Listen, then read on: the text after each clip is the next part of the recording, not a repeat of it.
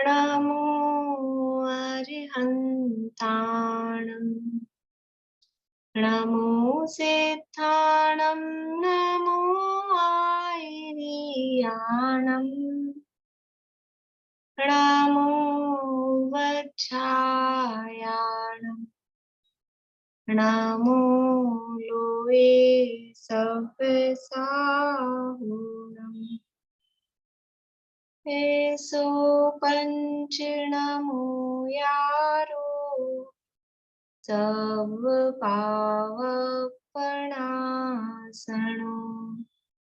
मंगलाणं च सव्यसिं परमं भूहि मंगलम् परमं भूहि मंगलम्। बेसिक क्लास के अंतर्गत हमने पिछली क्लास में 4 अनुयोगों की चर्चा प्रारंभ की थी और ये जो पाठ है विद्या ज्ञान पाठमाला भाग 2 के आधार पे हम देख रहे हैं। ये मोक्षा प्रकाशक के आधार पे लिखा गया है और मोक्षा प्रकाशक के रचयिता पंडित टोडरमल जी, उनका परिचय हमने देखा था पंडित टोडरमल जी साहब का। और उसके बाद में प्रारंभ किया था अनुयोग किसे कहते हैं, बताएंगे अनुयोग किसे कहते हैं सुमन जी? शास्त्रों को पढ़ने की पद्धति उसे अनुयोग कहते हैं। पढ़ने की नहीं, शास्त्रों के कथन करने की पद्धति। हाँ, शास्त्रों के कथन करने की पद्धति को अनुयोग कहते हैं। और ये अनुयोग 4 होते हैं, प्रथमानुयोग, कर्णानुयोग, चरणानुयोग और द्रव्यानुयोग। उसमें से हमने प्रथमानुयोग और कर्णानुयोग के संबंध में चर्चा की थी कि प्रथमानुयोग किसे कहते हैं कि जिनमें महापुरुषों के चरित्र और पुण्य पाप के फल का वर्णन होता है और अंत में वीतरागता को हितकर बताया जाता है। महापुरुषों का चरित्र का वर्णन और उसके माध्यम से पुण्य का फल, पाप का फल, पुण्य पाप का क्या फल है, ये पुण्य पाप के फल का वर्णन किया जाता है। और फिर बाद में वीतरागता ही हितकर है, क्योंकि कहानियां देखेंगे ना पुराणों में तो वो पुण्य के उदय से यहाँ राजा हुआ, राजा का पुत्र हुआ, कुछ विशेष विशेष काम हुए, या किसी ने पाप किया हो तो पाप के उदय से तिरंज गति में गया, नरक गति में गया, ऐसा पुण्य पाप का फल का वर्णन होता है। लेकिन एंड का होता है, कोई भी प्रथमानुयोग की हमारी समझ लो पुराण हो, कहानी हो, उसका एंड क्या होता है कि फिर बाद में वो सुधर गया और फिर दीक्षा ली और फिर मोह, यानी वीतरागता ही हित करे। भले ही कितना ही पुण्य का फल उसको मिला हो, लेकिन वो पुण्य के फल से सार्थकता नहीं है। वो पुण्य का फल भी छोड़ के, पाप का फल भी छोड़ के, पाप का तो पहले ही छूटे, तो पुण्य के उदय को भी छोड़कर जो वीतरागता है, वो वीतरागता ही हितकर है, ऐसा इसमें बताया जाता है। कुछ प्रथमानुयोग के शास्त्रों के नाम बोले मीना चाची, प्रथमानुयोग के शास्त्रों के नाम। ये 24 तीर्थंकर पुराण, पद्म पुराण, क्षणिक चरित्र और जितने भी ये चरित्र हैं, हरिवंश सारे महापुराण, जुमन चरित्र, पुराण, जो भी अलग अलग भी हैं तीर्थंकरों के, ये सब प्रथमानुयोग के ग्रंथ हैं। क्षत्र चूड़ामणि, यद्यपि क्षत्र चूड़ामणि में कहानी की मुख्यता हम देखते हैं तो उसको प्रथमानुयोग का कहते हैं, लेकिन उसमें नीतियों की मुख्यता है, तो नीतियों की तरफ से उसको देखें तो उसको चरणानुयोग भी कह सकते हैं। देखिए ये जो भी कहा जा रहा है ना, ये ग्रंथ इस अनुयोग का है, तो ये मुख्यता की तरफ से कथन है। वास्तव में कोई भी ग्रंथ ऐसा नहीं होता जिसमें चारों अनुयोगों का समावेश न हो। वो मुख्यता की तरफ से उसमें कहानी की मुख्यता देखकर उसको प्रथमानुयोग का ग्रंथ कहा गया है। लेकिन उसमें जब कभी ऐसा आएगा कि वो अनंत बन गए, केवली बन गए, फिर उनकी दिव्य ध्वनि खिली, तो दिव्य ध्वनि में क्या आया, तो दिव्य ध्वनि में द्रव्यानुयोग की बात आएगी, 6 द्रव्य 7 तत्व की बात आएगी। अथवा कर्णानुयोग की, हरिवंश पुराण में पूरा चैप्टर है, बहुत पूरा वर्णन 3 लोक का अपना, 3 लोक की रचना का बहुत डिटेल में पूरा वर्णन है। हरिवंश पुराण, अब है तो पुराण, हम कौन सा ग्रंथ कहेंगे उसे, हम कहते हैं उसको वर्तमान योग का, लेकिन मुख्यता से, क्योंकि मुख्य रूप से उसमें चल रही है वो कहानी, इसलिए। लेकिन अकेला ऐसा नहीं है कर्णन योग, मतलब कर्णन योग का भी है, और जब भी दिव्य ध्वनि में क्या उपदेश हुआ वो बात आती है, तो वहाँ द्रव्यान योग की भी बात होती है, कहीं किसी प्रकरण में चरणान योग की भी बात होती है, आचरण संबंधी बात भी होती है। इसलिए चारों ही अनुयोग, कोई भी शास्त्र हो उसमें चारों ही अनुयोगों की बात होती है, लेकिन मुख्यता प्रमुखता की दृष्टि से किसी एक अनुयोग का उसको कह दिया जाता है। कर्णान योग, कर्णान योग में क्या वर्णन होता है कि जिसमें गुणस्थान, मार्गण स्थान आदि रूप, जीव का, कर्मों का और 3 लोक की भूगोल संबंधी वर्णन। गुणस्थान, मार्गण स्थान आदि रूप, जीव और कर्मों का 3 लोक का भूगोल संबंधी वर्णन जिसमें होता है वो कर्णान योग कहलाता है। अच्छा, प्रथमान योग में जब पुण्य पाप को का फल दिखा के वीतरागता को ही हितकर बताया, कहानी से प्रयोजन नहीं था, तो फिर कहानियां लिखी क्यों? कहानियां लिखने का कारण क्या है? बोले सुमन जी। मतलब शास्त्र तो बहुत तरह की कैटेगरी से लिखे गए हैं, तो जो बहुत भोले जीव या कम ज्ञानी जीव है, ज्ञानी जीव है, तो उनको शास्त्रों में ही आनंद, मतलब कहानियों में ही आनंद आएगा, तो वो कहानियां सुनाकर उन्हें धर्म में लगाना प्रयोजन है। तो बहुत बढ़िया, उसी प्रयोजन है जीव को धर्म में लगाना, जीव को धर्म में रुचि कराना। अब जो अज्ञानी जीव है, रागी जीव है, एकदम से उनको बातें बताओ बड़ी बड़ी कठिन आत्मा की, तो उनका मन ही नहीं लगेगा, वो दोबारा आएंगे ही नहीं, सुनेंगे ही नहीं। तो समझ लो जो अज्ञानी है, रागी हैं, विषयों में ज्यादा उलझे हुए हैं, बालक हैं, उनका मन कथाओं में लगता है, तो कथाओं के माध्यम से उनको धर्म में लगाते हैं। इसके लिए उदाहरण दिया, जिस प्रकार बालक को दवाई देना चाहते हैं, दवाई नहीं लेता है, कड़वी होती है, तो क्या करते हैं, पतासे में रखकर उसको दवा पिला देते हैं। अब जैसे अमृत धारा वगैरह ये पिलाते हैं, तो पतासे में रख के, बूरे में रख के दवाई पिला देते हैं। तो ऐसे ही ये कहानी तो है पतासा, मीठी वस्तु, और उसमें दवाई क्या है, वो वीतरागता, वीतरागता ही बतानी है, वीतरागता ही सिखानी है, लेकिन वो कहानी के माध्यम से वीतरागता को हितकर बताया जाता है। कर्णान योग के शास्त्रों के कुछ नाम, भारती आंटी आप बताएंगे कर्णान योग के शास्त्रों के नाम? ये लाब्धिसार एंड वो तिलोपन्नति और ये सब कर्णान योग के हैं क्या, कि गलत बोल रही हूँ? नहीं, गलत नहीं बोल रहे, लेकिन 2 ही हुए, 2 3 4 नहीं, अभी बहुत सारे हैं। बहुत सारे हैं, तो 2 4 बताइए। एक सेकंड, तिलोपन्नति और जो आप हरदम यूज करती हैं, जिसका आप देती हैं हरदम, त्रिलोक, गोमट सार, जीवकांड, गोमट सार, कर्मकांड, त्रिलोक सार, तिलोपन्नति, ये सब जो ग्रंथ हैं, ये सब कर्णान योग के ग्रंथों के अंतर्गत आते हैं। देखिए अपनी चर्चा हो गई थी, इसके बाद में है चरणान योग। अपन पढ़ते हैं विद्या ज्ञान पाठमाला में, पेज नंबर 20 है।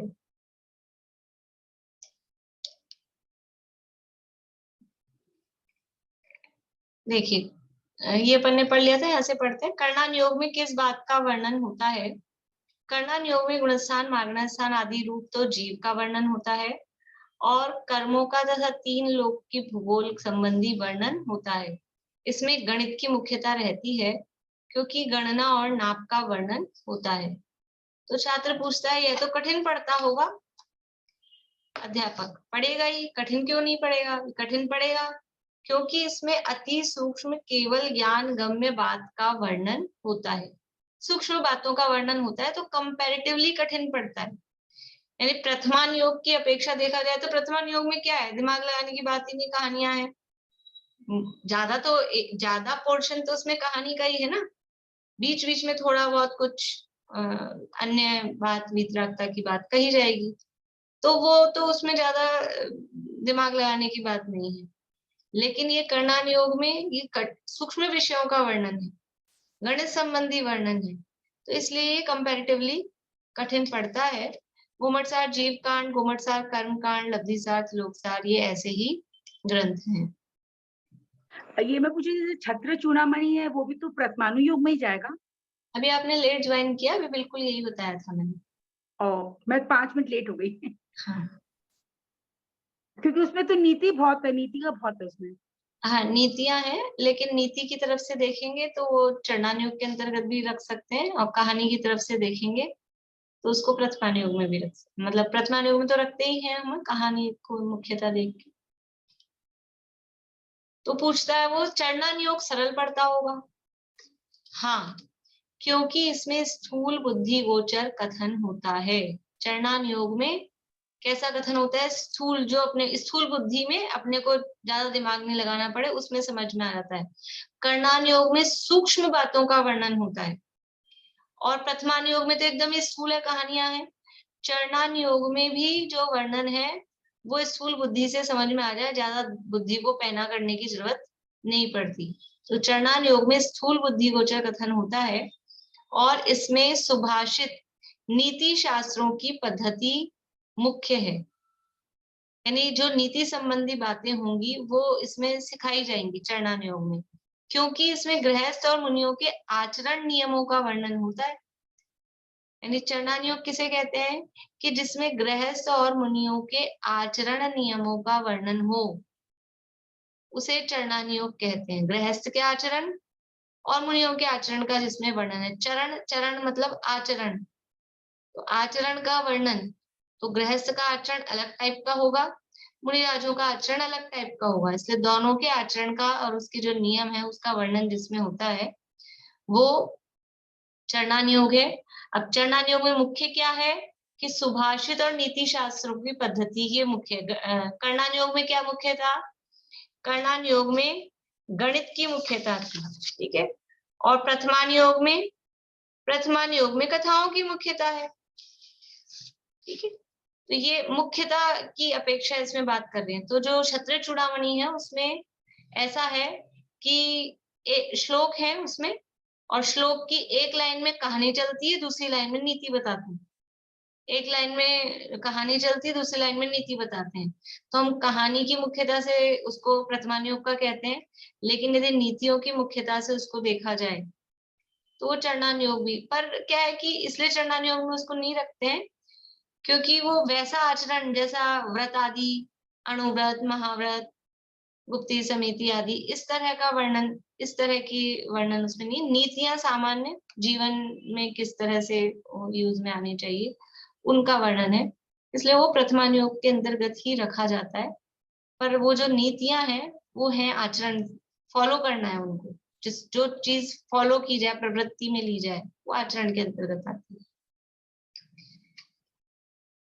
इस संयोग में जैसे भी यह जीव पाप छोड़कर धर्म में लगे, अर्थात वीतरागता में वृद्धि करे, वैसे ही अनेक युक्तियों से कथन किया जाता है। देखो अपनी जो कहानी अपन ने देखी थी प्रशस्ति, कौन सी कहानी चल रही थी अपनी? एक माँ बेटे की कहानी चल रही थी, याद आई? क्या हो गया था उसके?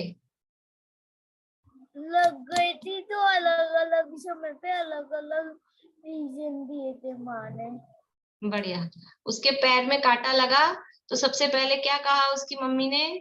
कि जो बच्चे अपनी बहन से लड़ाई करते हैं उनके पैर में कांटा लग जाता है। ये कौन सी वाली मम्मी बोली? 1 नंबर, 2 नंबर, 3 नंबर, 4 नंबर। प्रथमान योग, कर्णान योग, चरणान योग, द्रव्यान योग, ये प्रथमान योग की मम्मी बोली, ठीक है।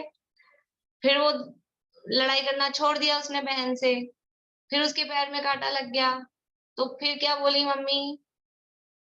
कि जो नीचे देखकर नहीं चलते हैं उनके पैर में कांटा लग जाता है। तो कौन सी मम्मी बोली ये? चरणान योग को 3 नंबर है। प्रथमानुयोग को 1 नंबर, कर्णानुयोग को 2 नंबर, चरणानुयोग को 3 नंबर, द्रव्यानुयोग को 4 नंबर। तो ये चरणानुयोग बता रहे हैं ना, देख के चलो, देख के चलने की बात कह रहे हैं। तो ये अब चरणानुयोग में की बात आ गई। फिर वो देख के चला, फिर भी उसके पैर में कांटा लग गया। तो फिर क्या जवाब दिया मम्मी ने कि जिनके पाप का उदय होता है उनके पैर में कांटा लग जाता है। तो ये कौन सा अनुयोग बोला है, कौन सी मम्मी बोली? ये कर्णानुयोग वाली मम्मी, ठीक है। और फिर कभी लग गया वापस से पैर में कांटा, तो क्या बोला कि जब कांटा लगना होता है तो लग ही जाता है। तो ये द्रव्यानुयोग की तरफ से बात की। तो चरणानुयोग में आचरण की मुख्यता है, आचरण की, नीतियों की, ये चरणानुयोग में मुख्यता है। और इसके अंतर्गत यानी जीव अपना आचरण सुधारे, पाप प्रवृत्ति सुधारे। ये देखो जो भी प्रयोजन है, प्रथमानुयोग का प्रयोजन भी क्या है? पुण्य पाप का फल दिखाकर धर्म में लगे, ठीक है। और यहाँ चरणानुयोग का प्रयोजन है पाप छोड़कर और धर्म में लगे। तो वहां पाप छुड़ाने की मुख्यता है, तो वहां चरणानुयोग में यहाँ हिंसा हो रही है, यहाँ पाप लग रहा है, ऐसा ऐसा। तभी तो वो व्रत आदि में क्या बताया जाएगा? अहिंसा अणुव्रत, सत्य अणुव्रत। इसमें क्यों? क्योंकि हिंसा करना पाप है, हिंसा, झूठ, चोरी, कुशील, परिग्रह, ये पाप है। तो पाप छोड़कर व्रत धारण करो, अणुव्रत धारण करो कि महाव्रत धारण करो, ये पाप को छोड़ो। पूरा नहीं छूटता है तो थोड़ा छोड़ो, सारी हिंसा नहीं छूटती है तो कम से कम 3 जीवों की हिंसा तो मत करो। तो ऐसा करके जीव पाप छोड़कर धर्म में लगे, ये उस चरणानुयोग का प्रयोजन है। तो उस आधार पे आचरण की मुख्यता से इसमें कथन किया जाता है। तो रत्नकर्ण शावकाचार इसी अनुयोग का शास्त्र होगा? हाँ हाँ, वह तो है ही। साथ ही मुख्यतया पुरुषार्थ, सिद्धि उपाय आदि और भी अनेक शास्त्र हैं। तो चरणानुयोग के शास्त्र में जो हम पढ़ रहे हैं अभी, रत्नकर्ण शावकाचार चरणानुयोग का शास्त्र है। इसके अलावा पुरुषार्थ, सिद्धि उपाय जो संजीव जी का चल रहा है, वो चरणानुयोग का शास्त्र है।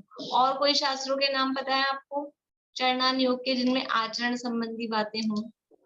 और किसी शास्त्र के नाम बता सकते हैं? बोलिए भाई।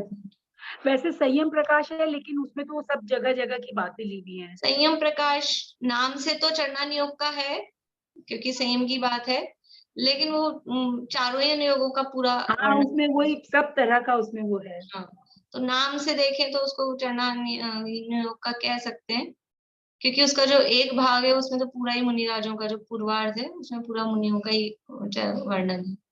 देखिए इसके अंतर्गत मूलाचार, भगवती आराधना, सागार धर्मामृत, अनगार धर्मामृत, ये जो ग्रंथ हैं, मूलाचार में, मूल आचार नाम ही आचार है, मूल आचार।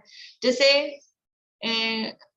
3 लोक संबंधी वर्णन का सबसे प्राचीन ग्रंथ अपने यहाँ पे तिलोय पन्नति माना जाता है ना। और समझ लीजिए द्रव्यानुयोग संबंधी समय सार आदि हैं, और धवला छठखंडागम कर्णानुयोग से संबंधित छठखंडागम माना जाता है। ऐसे ही आचरण से संबंधित, मुनियों के आचरण से संबंधित जो सर्वाधिक प्राचीन ग्रंथ है वो मूलाचार माना जाता है।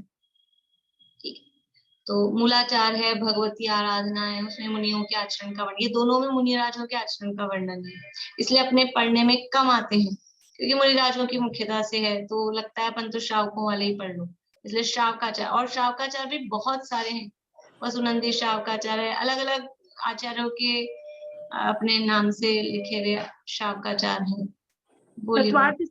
तत्वार्थ सूत्र में भी तो थोड़ा थोड़ा है।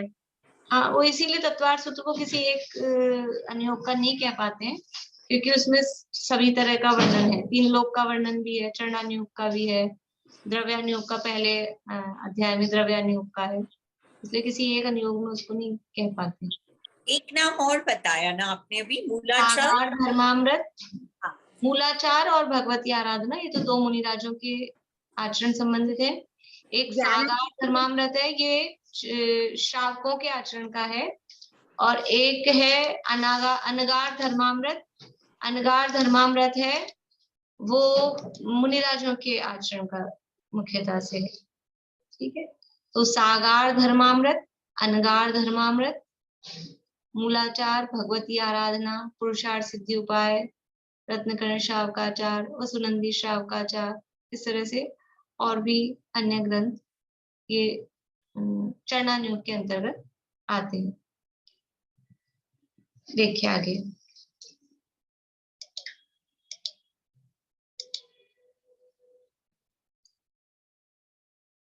तो क्या समय सार और द्रव्य संग्रह भी इसी अनुयोग के शास्त्र हैं? नहीं, वे तो द्रव्यानुयोग के शास्त्र हैं, क्योंकि षड द्रव्य, सप्त तत्व आदि का तथा स्वपर भेद विज्ञान आदि का वर्णन द्रव्यानुयोग में होता है। यानी द्रव्यानुयोग में किसका वर्णन होता है? 6 द्रव्य, 7 तत्व, आगे अपन जोड़ सकते हैं 9 पदार्थ, 85 काय, स्वपर भेद विज्ञान, आत्मा, आत्मा का स्वरूप आदि का जो भी ये वर्णन है वो सब द्रव्यानुयोग। नाम ही है द्रव्यानुयोग, तो द्रव्य संबंधी जो बात है, द्रव्य संबंधी जो वर्णन है वो द्रव्यानुयोग में, और द्रव्य से रिलेटेड ही द्रव्य, तत्व, पदार्थ, अस्थिकाय, ये सब द्रव्य से ही रिलेटेड है। तो इन सब का वर्णन और भेद विज्ञान का वर्णन, आत्मा के स्वरूप का वर्णन जिन ग्रंथों में होता है वो द्रव्यानुयोग के शास्त्र कहलाते हैं। नियम सार किस में जाएगा? हाँ, वो सब द्रव्यानुयोग में है। अभी सब अपन द्रव्यानुयोग करेंगे चर्चा, अभी करते हैं चर्चा। तो ये द्रव्यानुयोग किसे कहेंगे कि जिसमें 6 द्रव्य, 7 तत्व, 9 पदार्थ, 85 काय, स्वपरभेद विज्ञान, आत्मा के स्वरूप आदि का वर्णन होता है, उसे द्रव्यानुयोग कहते हैं। इसमें भी कर्णानुयोग के समान केवल ज्ञान गम्य कथन होता होगा? नहीं, इसमें तो चरणानुयोग के समान बुद्धि गोचर कथन होता है। यानी सबसे सूक्ष्म कथन किसमें होता है? सबसे सूक्ष्म कथन कर्णानुयोग में, ठीक है ना। और सबसे स्थूल कथन वो प्रथमानुयोग में, फिर उससे थोड़ा सा सूक्ष्म वो चरणानुयोग में, उससे थोड़ा सा सूक्ष्म वो द्रव्यानुयोग में, और सबसे सूक्ष्म कथन किसमें होता है? वो होता है कर्णानुयोग में। लेकिन चरणानुयोग और द्रव्यानुयोग में जो कथन है वो समझ में आने लायक है, अपनी बुद्धि से समझ में आ जाए ऐसा है। कर्णानुयोग में जो कथन है वो सामान्य बुद्धि से जल्दी से समझ में नहीं आता है, उसके लिए विशेष बुद्धि की तीक्ष्णता, बुद्धि का पैनापन विशेष चाहिए कर्णानुयोग के कथनों को समझने के लिए। लेकिन द्रव्यानुयोग और चरणानुयोग को समझने के लिए बहुत ज्यादा बुद्धि या उसकी सूक्ष्मता की आवश्यकता नहीं होती है। तो इसमें तो चरणानुयोग के समान बुद्धि गोचर कथन होता है, पर चरणानुयोग में बाह्य क्रिया की मुख्यता रहती है और द्रव्यानुयोग में आत्म परिणामों की मुख्यता से कथन होता है। ये यहाँ अंतर भी साथ साथ में चलते जा रहे हैं, आप समझ लीजिए कि जब द्रव्यानुयोग और चरणानुयोग दोनों में बुद्धि गोचर ही कथन हो रहा है तो फिर दोनों एक ही हो गए कि नहीं। चरणानुयोग में क्रिया की मुख्यता है, बाहरी क्रिया की मुख्यता है, और द्रव्यानुयोग में आत्मा के परिणामों की मुख्यता है। यानी वहां क्रिया की मुख्यता है और यहाँ परिणाम, और परिणाम के साथ साथ में अभिप्राय। 3 चीजें अपन ने देखी थी मोक्ष प्रकाशक पढ़ते समय, क्रिया, परिणाम और अभिप्राय, 3 चीजें होती हैं। तो क्रिया का वर्णन, क्रिया संबंधी चर्चा है चरणानुयोग में, और परिणाम और अभिप्राय की चर्चा वो है द्रव्यानुयोग में। और बल्कि परिणाम से भी ज्यादा अभिप्राय की चर्चा, अभिप्राय बदलने की बात है ना, श्रद्धान, अभिप्राय की चर्चा द्रव्यानुयोग में। परिणामों की चर्चा कह सकते हैं एक तरह से, यहाँ तो परिणाम शब्द वास्तव में अभिप्राय के अर्थ में दिया गया है। परिणामों की चर्चा कुछ रूप में कर्णानुयोग में भी होती है कि कैसे कैसे परिणामों से कैसे कैसे कर्म बन रहे हैं, ये सब वो परिणामों की चर्चा है। लेकिन अभिप्राय की चर्चा वो द्रव्यानुयोग में होगी। इसमें क्रिया की मुख्यता है चरणानुयोग में, और द्रव्यानुयोग में आत्म परिणाम या अभिप्राय की मुख्यता से कथन होता है। द्रव्यानुयोग में न्याय शास्त्र की पद्धति मुख्य है। देखो 4 चीजें अपन ने पढ़ ली। प्रथमान योग में कौन सी पद्धति है? कथाओं की। कर्णान योग में गणित की। चरणान योग में सुभाषित और नीति शास्त्र की। ठीक है। और द्रव्यान योग में न्याय शास्त्र। न्याय शास्त्र का मतलब है जिसमें तर्क आदि के माध्यम से कथन किया जाए, वो न्याय। तर्क की मुख्यता है, अनुमान, तर्क, इनकी मुख्यता न्याय में रहती है। तो इसमें न्याय शास्त्र की पद्धति मुख्य है। इसमें न्याय शास्त्र की पद्धति मुख्य क्यों है? क्योंकि इसमें तत्व निर्णय की मुख्यता रहती है। द्रव्यान योग में करना क्या है? द्रव्यान योग में तत्व निर्णय करना है। क्रिया की मुख्यता नहीं है, गणित की मुख्यता नहीं है, निर्णय की मुख्यता है, आत्मा के परिणामों की मुख्यता है, अपने अभिप्राय की मुख्यता है। तो इसमें निर्णय करने की मुख्यता है। और निर्णय कैसे होगा? कि जब तक युक्ति और न्याय यानी तर्क, युक्ति यानी तर्क, तो ये भी तर्क नहीं हो, और न्याय का मतलब प्रमाण, न्याय कहते हैं प्रमाण न्यायात्मको युक्ति, और न्याय की भी परिभाषा मतलब जो प्रमाण और न्याय से जिसका प्रवर्तन होता है, इसी तरह की वो वाक्य याद नहीं आ रहा एग्जैक्टली मुझे, उसे न्याय कहते हैं। तो मतलब ये है कि जिसमें तर्क वितर्क जब तक नहीं हो, लॉजिक नहीं हो, तब तक निर्णय कैसे करेंगे? डिसीजन करने के लिए कुछ ना कुछ तर्क वितर्क लॉजिक कुछ तो लगाना पड़ेगा ना। और ये तर्क वितर्क लॉजिक ये होता है न्याय शास्त्रों में। इसलिए द्रव्यान योग में न्याय शास्त्र की पद्धति मुख्य है, क्योंकि द्रव्यान योग में निर्णय करना है। क्या निर्णय करना है? कि मैं कौन हूँ, मेरा स्वरूप क्या है, जगत का, दुनिया का, पदार्थों का स्वभाव क्या है, ये जगत के काम कैसे हो रहे हैं, ये सब निर्णय करना है। तो ये वहां प्रथमान योग में कुछ निर्णय करना है, वो तो जो कहानी है वो है। कर्णान योग में कुछ निर्णय करना है कि वो जो व्यवस्था है वो है, उसमें हम कुछ नहीं कर सकते। चरणान योग में भी जो पद्धति है, जो नियम है, जिस तरह से जो आचरण, जहाँ जीव होते हैं, जहाँ हिंसा होती है, जहाँ नहीं होती है, वो जो व्यवस्था है वो है। निर्णय नहीं करना है वहां कुछ। यहाँ द्रव्यान योग में क्योंकि आत्मा से संबंधित है, तो यहाँ ये निर्णय करना है कि मैं आखिर हूं कौन, सुख दुख के कारण कौन बन रहे हैं, ये जिनसे मेरा संबंध दिखाई दे रहा है, ये मैं हूं क्या, ये सब वहां निर्णय करना है। तो निर्णय करने के लिए तर्क आदि की मुख्यता रहती है, और वो तर्क आदि न्याय शास्त्र में होता है। तो इस प्रकार से ये द्रव्यान योग में न्याय शास्त्र की पद्धति मुख्य है। तो द्रव्यान योग के शास्त्र कौन कौन से हैं? समझ लीजिए अपने को द्रव्यान योग के तो बहुत सारे, जितने अपने, क्योंकि हम सब आध्यात्मिक हैं, तो जो अपने स्वाध्याय में आए हुए हैं मुख्य रूप से वो सब द्रव्यान योग के शास्त्र होते हैं। तो समय सार, पंच परमागम, समय सार, प्रवचन सार, नियम सार, पंचास्तिकाय संग्रह, नाम ही है उसका पंचास्तिकाय, तो अस्तिकायों का वर्णन है। अष्टपाहुड़, अष्टपाहुड़ को आचरण वाले में भी, चरणान योग में भी रखा जा सकता है, क्योंकि उसमें भी मुनिराजों के शासन प्रशासन की मुख्यता से है, दोनों में उसको रखते हैं। तो ये 4 हो गए। इसके अलावा द्रव्य संग्रह है ना, द्रव्य संग्रह, और कौन से ग्रंथ हैं? बोलिए मीना चाची। जो है ना समय सार नाटक, हाँ वो समय सार का ही है, नाटक समय सार, वो समय और सार। ये ज्ञानार्णव किसमें आएगा दीदी? कार्तिकेय वो चरणान योग के अंतर्गत जाएगा। उसमें मतलब वो भी है एक्चुअल में, एक में नहीं रख, उसमें भी मिक्स बहुत जैसा है, सारा है। लेकिन उसमें जो मुख्यता देखी जाएगी, तो उसको द्रव्यान योग में भी रख सकते हैं, चरणान योग में भी रख सकते हैं, क्योंकि ध्यान आदि का वर्णन है, बाकी हाँ। द्वेष के त्याग आदि का भी वर्णन है, तो काफी वर्णन है। तो जैसे मोक्षा प्रकाशक को किस में रखें? द्रव्यान योग। द्रव्यान योग में हम रखते हैं, लेकिन जैसे शुरू के पहला दूसरा अधिकार, दूसरा तीसरा अधिकार है, वहां कर्णान योग की भी चर्चा है, लेकिन फिर भी वो कर्णान योग की चर्चा द्रव्यान योग की प्रधानता से है, इसलिए मोक्षा प्रकाशक को हम द्रव्यान योग के अंतर्गत रखते हैं। तो ये सब द्रव्यान योग के ग्रंथ हैं। कार्तिकीय अनुप्रेक्षा कार्तिकेय अनुप्रेक्षा द्रव्यान योग के अंतर्गत और ये है। योगसार योगसार द्रव्यान योग का है। ठीक है। आत्मानुशासन में आत्ममीमांसा आत्ममीमांसा वो भी द्रव्यान योग, जो न्याय के शास्त्र हैं जैसे परीक्षा मुख है, आप्त परीक्षा, आप्त मीमांसा, समाधि तंत्र समाधि तंत्र, इष्टोपदेश द्रव्यान योग के हैं।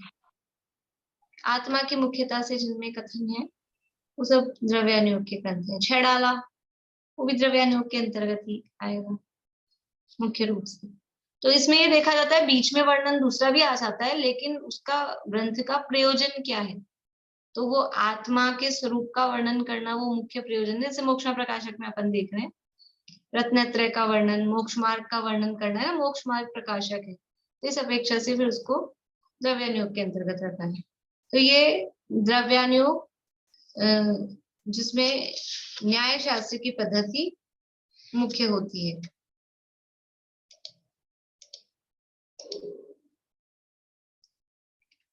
कुछ लोग कहते हैं कि अध्यात्म शास्त्र में बाह्याचार को हीन बताया है, पर स्थान स्थान पर स्वच्छंद होने का भी तो निषेध किया है। इससे तो लोग आत्मज्ञानी बनकर सच्चे व्रती बनेंगे। ये छात्र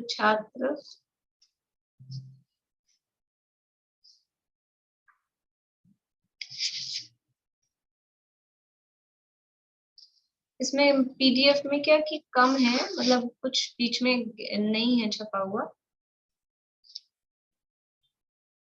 मैं यहाँ से पढ़ती हूँ।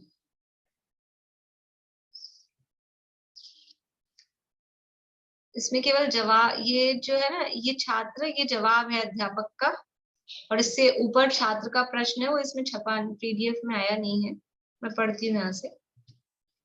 कुछ लोग कहते हैं कि अध्यात्म शास्त्र में बाह्याचार को हीन बताया है, उसको पढ़कर लोग आचार भ्रष्ट हो जाएंगे।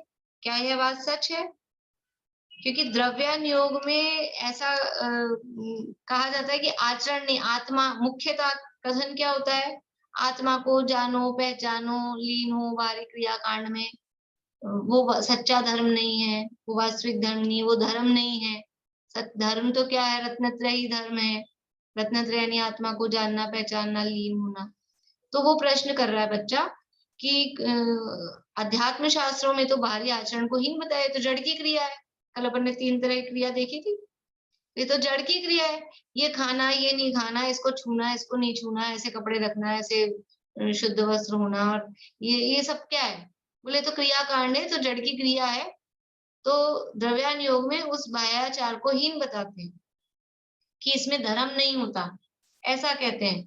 तो वो कह रहा है कि फिर कुछ लोग तो आचरण भ्रष्ट हो जाएंगे कि बस आत्मा को जानो पहचानो, रात में खाओ कि दिन में खाओ, आलू खाओ कि मत खाओ, उससे क्या फर्क पड़ता है? कभी भी खाएं, कैसा भी खाएं, कुछ भी खाएं, बाजार में खाएं, क्या फर्क पड़ता है? उससे थोड़ा ना धर्म होता है। उससे ना धर्म है ना अधर्म है, केवल आत्मा। अपने को तो ना पूजा करे ना पाठ करे, पूजा पाठ में धर्म नहीं है, बस एकमात्र स्वाध्याय करो और आत्मा का ध्यान करो, यही काम करो। तो वो जो द्रव्यान योग पढ़ के कुछ लोग ऐसा हो सकते हैं। तो वो प्रश्न कर रहा है बच्चा कि उसको पढ़ के तो लोग आचार भ्रष्ट हो जाएंगे, क्या ये बात सच है? तो अब गुरुजी जवाब दे रहे हैं कि द्रव्यान योग में किसका निषेध किया है, कि यहाँ ये भी पूरा, ये क्या मिक्स हो गया, प्रश्न और जवाब आधा आधा छपा है, मैं वैसे पढ़ती हूँ। द्रव्यान योग में आत्मज्ञान शून्य कोरे बाह्याचार का निषेध किया है, मतलब जिसको आत्मज्ञान तो है नहीं और केवल बाहरी आचरण पाले, उसका निषेध किया है। जीवन में तप और संयम कब होता है? तप कर सकते हैं कि नहीं हम?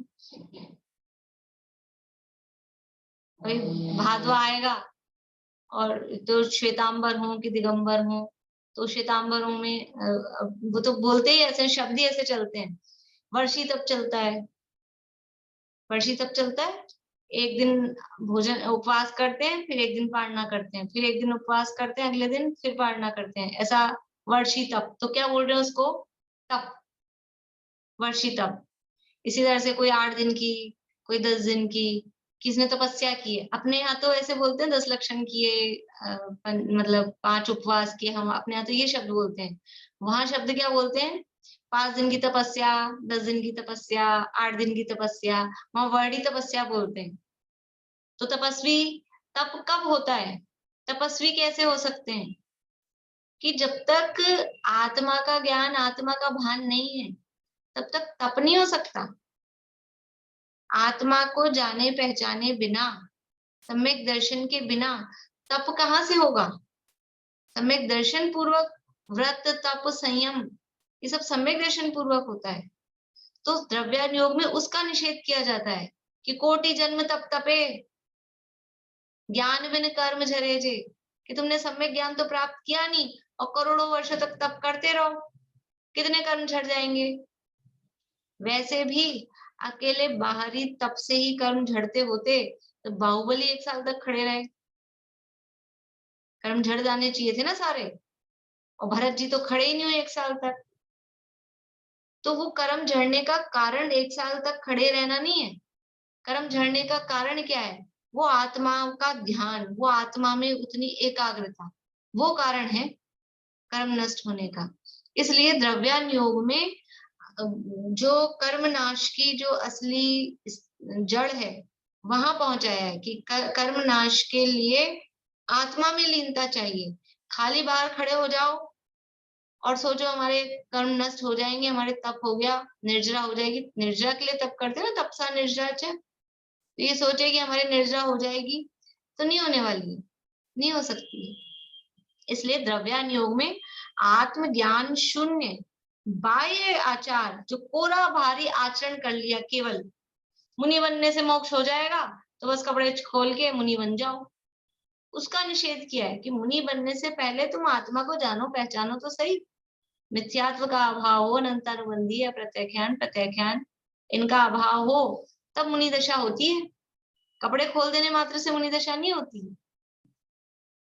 तो ये द्रव्यानुयोग में आत्मज्ञान शून्य ने कोरे बाह्याचार का निषेध किया है, पर स्थान स्थान पर स्वच्छंद होने का भी निषेध किया है। द्रव्यानुयोग में ऐसा नहीं है कि केवल बाह्याचार का ही निषेध किया है, आचरण कुछ नहीं मत करो, पर जगह जगह स्वच्छंदता का भी निषेध किया है कि स्वच्छंद जो निश्चयाभासी की स्थिति होती है कि इसमें क्या रखा है, प्रतिज्ञा लेने को बंधन में पड़ना मानता है, व्रत तप आदि को हे जानता है, तुक के कारण जानता है, पढ़े थे ना पन्ने निश्चयाभासी की मान्यता में। तो वहां निश्चयाभासी होने का भी निषेध किया है कि क्या कहा है कि जिसके जीवन में अंदर में वो भाव है, अंदर में आत्मा के श्रद्धान है, और 1 कषाय चौकड़ी का अभाव है, अथवा 2 कषाय चौकड़ी का अभाव है, अथवा 3 कषाय चौकड़ी का अभाव है, तो अंदर में यदि 3 कषाय चौकड़ी के अभाव पूर्वक वितरागता है तो बाहर में उसके मुनिदशा होगी ही होगी। ये द्रव्यानुयोग में बताया जाता है। बाह्याचार का सर्वथा निषेध नहीं है, स्वच्छंदता नहीं है। द्रव्यानुयोग में कभी ये नहीं कहा गया कि पहले 3 कषाय चौकड़ी के अभाव पूर्वक वितरागता हो जाती है कपड़े पहने पहने ही, और फिर मुनि बनते हैं। पहले क्या होता है? पहले 7वां गुण स्थान प्रकट होता है कि पहले नग्न दिगंबर दशा होती है? क्या होता है पहले? 7वां गुण स्थान पहले होता है कि नग्न दिगंबर दशा पहले होती है? सब सही जवाब दे रहे हैं, नग्न दिगंबर दशा पहले होती है। इसका मतलब अगर पहले द्रव्यानुयोग में तो साहब केवल आत्मा के ध्यान पे ध्यान दो, तो फिर कपड़े कभी भी खोलो, पहले 7वां गुण स्थान हो जाए फिर बाद में वो कपड़े खोल के मुनि बने, कि नहीं? ऐसा ऐसा नहीं होता है। तो बाह्याचार का सर्वथा निषेध नहीं है, स्वच्छंदता का भी निषेध वहां पर किया गया है। कोई कहे कि परिग्रह तो मूर्छा भाव है, मूर्छा परिग्रह का है ना सूत्र, परिग्रह मतलब ममत्व का परिणाम, तो ममत्व का जो परिणाम है उसका नाम परिग्रह है। हमारे पास में ये सब है, रुपया पैसा कपड़े लगते, हम ममत्व नहीं रख रहे तो हम अपरिग्रही हो जाएंगे क्या? हमको अपरिग्रही, हमारे ममत्व नहीं है तो है चीजें, भारती आंटी, हमारा ममत्व नहीं है, हमने ऐसे ही रख रखा है, तो क्या हम अपरिग्रही हो जाएंगे कि नहीं? अगर आपके बाहर में ये परिग्रह है रुपया, पैसा, धन दौलत, मकान, कपड़े, बर्तन, ये सब है, इसका मतलब आपके अंदर में ममत्व है। बिना ममत्व के ये काम नहीं हो सकता है। ममत्व होगा तो ये बाहर में है, ये बाहर में है, इसका मतलब अंदर में ममत्व है, ठीक है ना। और जिसके अंदर में से ममत्व गया है तो उसके बाहर में उस परिग्रह का फिर त्याग भी यथायोग्य होता है। ये द्रव्यानुयोग में स्वच्छंद होने का निषेध नहीं, बिल्कुल ही त्याग की बात नहीं करे, ऐसा नहीं होता। तो द्रव्यानुयोग में आत्मज्ञान शून्य पूरे बाह्याचार का निषेध किया है, पर स्थान स्थान पर स्वच्छंद होने का भी निषेध किया है। इससे तो लोग आत्मज्ञानी बनकर सच्चे व्रती बनेंगे। देखो, सच्चे व्रती कब बनेंगे कि द्रव्यानुयोग के माध्यम से आत्मज्ञानी हो और फिर वो व्रत धारण करे। द्रव्यानुयोग तो उसकी प्रक्रिया बताता है कि पहले आत्मज्ञान होता है, उसके बाद में सच्चे व्रत होते हैं। चरणानुयोग में व्रतादि का वर्णन है, लेकिन वो व्रतादि सच्चे कब होते हैं? आत्मज्ञान पूर्वक जो व्रतादि का पालन होता है, वो पालन भी बिना एक्स्ट्रा मेहनत के होता है। मतलब वो क्या बोलते हैं, वो नॉर्मल होता है, वो भूमिका के अनुसार होता है, वो अपने आप होता है। और अगर बिना आत्मज्ञान के वो व्रतादि का पालन करेगा तो वो नॉर्मल नहीं होगा, वो सहज नहीं होगा। उसके लिए वो अलग से उसको जबरदस्ती की खींचतान करनी पड़ेगी। इसलिए इससे तो लोग आत्मज्ञानी पर मतलब द्रव्यानुयोग का निषेध नहीं करना कि साहब उसमें व्रतादि का निषेध किया है, बाह्याचार का निषेध किया है, लोग स्वच्छंदी हो जाएंगे द्रव्यानुयोग से। तो हो गए थे जो अभी बताया ना नाटक समय सार, उसके रचयिता जो है बनारसी दास जी। बनारसी दास जी ने समय सार पढ़ा और समय सार पढ़कर ऐसे स्वच्छंद हो गए, कपड़े खोल देते थे कमरा बंद करके और फिर कहते थे हम तो मुनि हो गए, और फिर वापस कपड़े पहन के बाहर आ जाते थे। तो ऐसा स्वच्छंदी हो गए थे। फिर किसी ने उनको गोमटसार पढ़ने की सलाह दी कि तुम थोड़ा गोमटसार पढ़ो, भूमिका का ज्ञान करो। फिर उन्होंने गोमटसार पढ़ा, तब उनकी बुद्धि सही हुई कि ऐसे मुनि दशा नहीं होती है जब तक तीन कषाय चौकड़ी का अभाव नहीं हो अंदर में। ऐसे कपड़े खोल दिए फिर पहन लिए, तो रोज ही कपड़े खोलते हैं बाथरूम में सब, तो सभी मुनि हो जाते हैं क्या? ऐसे मुनि दशा नहीं होती है। तो कुछ लोग स्वच्छंद हो जाते हैं, लेकिन खाली किसी के इतने से डर से, स्वच्छंदता के डर से ये सोचें कि द्रव्यानुयोग का निषेध ही कर दें, अध्यात्म शास्त्रों का निषेध ही कर दें, तो वो उचित नहीं है। क्योंकि इस द्रव्यानुयोग के माध्यम से ही जीव आत्मज्ञानी बनकर सच्चे व्रती बनते हैं। अब छात्र पूछा कोई अज्ञानी भ्रष्ट हो जाए तो क्या हो गए थे ना, बनारसी दास जी ने भी कहा ना कि वो तो हो गए थे भ्रष्ट। इसलिए ऐसे काम ही मत करो ना जिसमें रिस्क हो, कोई भ्रष्ट हो जाए। इसलिए द्रव्यानुयोग के शास्त्र होने ही नहीं चाहिए, ऐसा वो कह रहे हैं कि द्रव्यानुयोग में रिस्क बहुत है।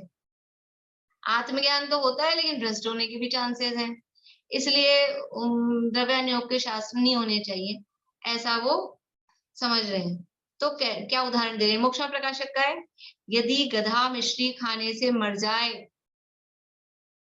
तो सज्जन पुरुष तो मिश्री खाना छोड़े नहीं। मान लीजिए मिश्री छोड़ो, आजकल तो बहुत ऐसे केस हो रहे हैं, कुछ भी भोजन किया, मतलब कई केस अभी 2-3 ऐसे सुनने में आ गए कि भोजन करके सोए और फिर सुबह उठे ही नहीं, मरण हो गया।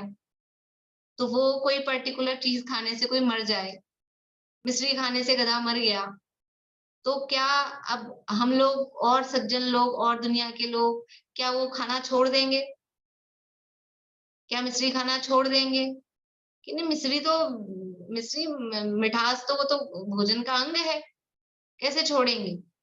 तो यदि गधा मिश्री खाने से मर जाए तो सज्जन पुरुष तो मिश्री खाना छोड़े नहीं।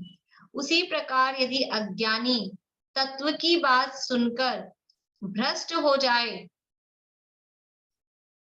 तो ज्ञानी तो तत्वाभ्यास छोड़ते नहीं। अब कोई अज्ञानी है या गधा, ऐसा नहीं कि कोई गधा मिश्री खाने से मर जाता हो, ऐसा कोई नियम हो, कोई ट्राई नहीं करना। यहाँ गधा कह रहे हैं अज्ञानी को। अब कोई गधा मिश्री खा के मर जाए तो कोई ऐसा थोड़ा ना सब लोग मिश्री खाना छोड़ देंगे। ऐसे कोई अज्ञानी ये तत्व की बात करी, द्रव्यानुयोग की बात करी, स्वपरिभेद विज्ञान की, द्रव्यों की स्वतंत्रता की बात करी, एक द्रव्य दूसरे द्रव्य का कुछ नहीं करता, ऐसी बात करी, और ऐसा सुनकर कोई भ्रष्ट हो जाए तो जो ज्ञानी है वो तो तत्वाभ्यास नहीं छोड़ेंगे। वो तो पहले ही मिथ्या दृष्टि था, अब भी मिथ्या दृष्टि रहा। मान लो वो कोई भ्रष्ट हो भी गया तो वो तो पहले भी मिथ्या दृष्टि था, है ना, अभी भी मिथ्या दृष्टि रहा, तो कोई खास नुकसान नहीं हुआ। लेकिन देखो यहाँ से ही पढ़ते हैं, वह तो पहले भी मिथ्या दृष्टि था, अब भी मिथ्या दृष्टि ही रहा। इतना ही नुकसान होगा कि सुगति न होकर कुगति होगी, रहेगा तो संसार में ही, परंतु अध्यात्म उपदेश न होने पर भी बहुत जीवों के मोक्ष मार्ग का अभाव होता है। इसमें बहुत जीवों का बुरा होता है, अतः अध्यात्म उपदेश का निषेध नहीं करना। यानी अगर कोई भ्रष्ट हो रहा है तो वो भ्रष्ट होने वाला तो एकाध होगा, वो तो पहले भी भ्रष्ट था, अभी भी भ्रष्ट हो गया, कोई बात नहीं, उसका कुछ खास बुरा नहीं हुआ। लेकिन जो पढ़ के सही लाइन पे लग जाएंगे, ऐसे लोग बहुत सारे होंगे, तो उनका हित तो हो रहा है इससे। अब उन इतनी सी उसके डर के मारे कि कोई भ्रष्ट हो गया, उसके डर के मारे उन शास्त्रों का ही निषेध कर दो, तो ये बात तो उचित नहीं है, क्योंकि बहुत से लोग उसके माध्यम से मोक्ष मार्ग प्राप्त करते हैं। अब तक जिन जीवों ने मोक्ष मार्ग प्राप्त किया है वो द्रव्यानुयोग के आधार पर ही, द्रव्यानुयोग को फॉलो करके ही, आत्मा का स्वरूप समझकर ही, अभी जो वर्तमान में मोक्ष मार्ग प्राप्त कर रहे हैं वो भी द्रव्यानुयोग के आधार पर ही, और भविष्य में भी जो मोक्ष मार्ग प्राप्त करेंगे वो भी द्रव्यानुयोग के आधार पर ही। मोक्ष मार्ग की प्राप्ति का जो डायरेक्ट कोई उपाय है तो वो द्रव्यानुयोग के शास्त्र है। इसलिए द्रव्यानुयोग के शास्त्रों का निषेध तो किसी भी रूप में नहीं किया जा सकता है। ये थोड़ा और बच्चा है और मुझे और भी कुछ बातें बतानी है, इसलिए आज पूरा नहीं कर पाएंगे, टाइम भी हो ही गया। ये भ्रष्ट होने की बात क्लियर नहीं हुई, द्रव्यानुयोग पढ़ के कोई भ्रष्ट कैसे हो सके, ये क्लियर नहीं। नेक्स्ट क्लास में लेंगे, क्योंकि अभी समय भी हो गया, देर हो जाएगी। प्रशस्ति अगली क्लास में आपको चारों अनुयोगों के नाम और उनके 4-4 ग्रंथों के नाम याद करके आने, ठीक है, सबको याद करके आने। प्रशस्ति करेगी तो फिर बाकी लोग ऐसे थोड़ा ना रहेंगे, ठीक है। जिनवाणी स्तुति।